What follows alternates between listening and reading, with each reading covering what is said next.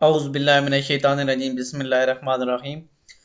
Second year کی health and physical education, اس کی ہم بک ریڈنگ کر رہے ہیں۔ انشاءاللہ نیکسٹ ویڈیو میں آنے والی ویڈیوز میں ہم اس کے کوسچن بھی کریں گے۔ تو منظم کھیلیں نیکسٹ چیپٹر ہے، 7واں چیپٹر ہے۔ ویسے یہ ہیلتھ اینڈ فزیکل کے لحاظ سے سیکنڈ ایئر کے لحاظ سے دوسرا چیپٹر بنتا ہے۔ ہاکی، اس کھیل کی شروعات کے متعلق کوئی واضح ثبوت نہیں ملتے۔ مختلف قدیم پرانی تہذیبوں میں اس کھیل کے مقبول ہونے کے کافی تاریخی شواہد گواہیاں موجود ہیں کہ پہلے زمانے میں بھی یہ کھیلا جاتا تھا۔ 4000 سال قدیم بینی حسن کی قبر کے کتبہ پر ایک ایسی تصویری خاکہ بنا ہوا ہے جس پر دو مرد خمدار چھڑیوں سے گیند کھیلتے ہوئے نظر آتے ہیں۔ یہ قدیم بینی حسن ہے، یہ کوئی بیٹی ہیں، کوئی خاص ملکہ ہیں، ان کی قبر پہ اس طرح کا ہے۔ تو اور ہاکی کو بطور ٹیم کھیلے جانے کے تاریخی شواہد تھیمسٹوکلس میں کی بنائی ہوئی اس دیوار پر، جس پر مختلف مجسمے بنے ہوئے ہیں، ان مجسموں کے پیندوں پر 6 مرد ہاتھوں میں خمدار چھڑیاں پکڑے ہوئے ہیں اور 2 گیند کو درمیان میں رکھ کر اس طرح سے کھڑے ہیں جیسے موجودہ ہاکی میں بلی کی جاتی ہے۔ یہ 19 صدی میں کے اوائل میں انگلستان کے پبلک سکولوں میں کھیلی جاتی تھی، ٹھیک ہے، لیکن اسے مشہور کرنے میں مڈل سیکس یعنی درمیانی عمر والے کرکٹر گلبز کا ہاتھ ہے، جنہوں نے سردیوں میں اس کھیل کو اپنے کھلاڑیوں کو جسمانی طور پر فٹ رکھنے کے لیے بطور سرگرمی استعمال کیا۔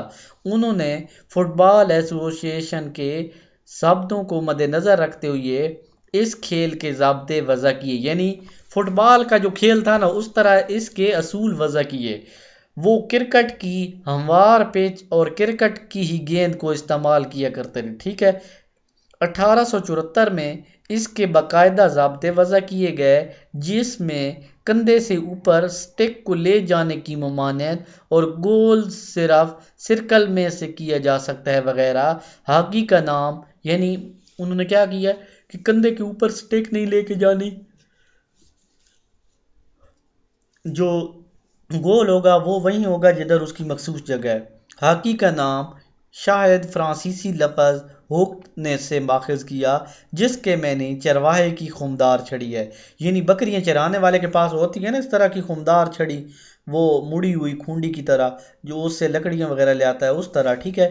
یہ کھیل بہت سارے ممالک میں کافی مقبول ہے اور یہ 35 منٹ کے 2 دورانیوں پر مشتمل ہے، جن کے درمیان میں 5 یا 10 منٹ کا وقفہ دیا جاتا ہے۔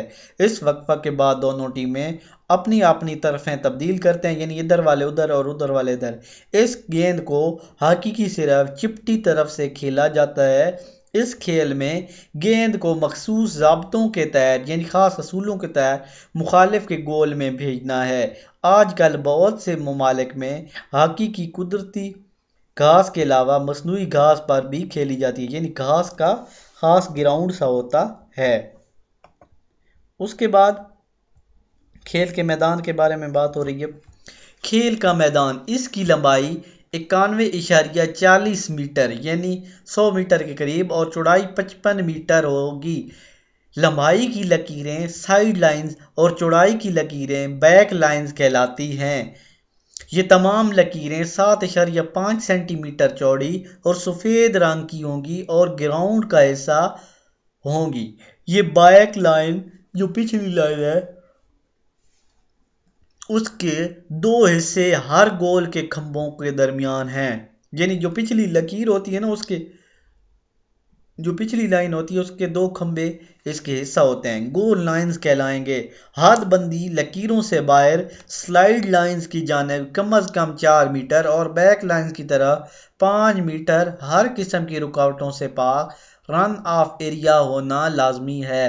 ہر کونے پر 30 مربع سینٹی میٹر کی جھنڈیاں لگی ہوں گی، جن کی ڈنڈوں کی اونچائی کم از کم 1.2 میٹر اور زیادہ سے زیادہ 1.5 میٹر ہوتی ہے۔ جھنڈیوں کے ڈنڈوں کی بناوٹ ایسی ہوگی کہ کھلاڑیوں کے لیے خطرناک نہ ہو۔ اگر یہ کسی طرح نہ ٹوٹنے والے مادے سے بنے ہوں تو صرف انہیں سپرنگ والے پیندے پر لگا ہونا چاہیے، یعنی جو نیچے جگہ ہو وہ سپرنگ والا پیندہ ہلتا جلتا ہو۔ اسی کے ساتھ اجازت چاہتا ہوں، اللہ حافظ۔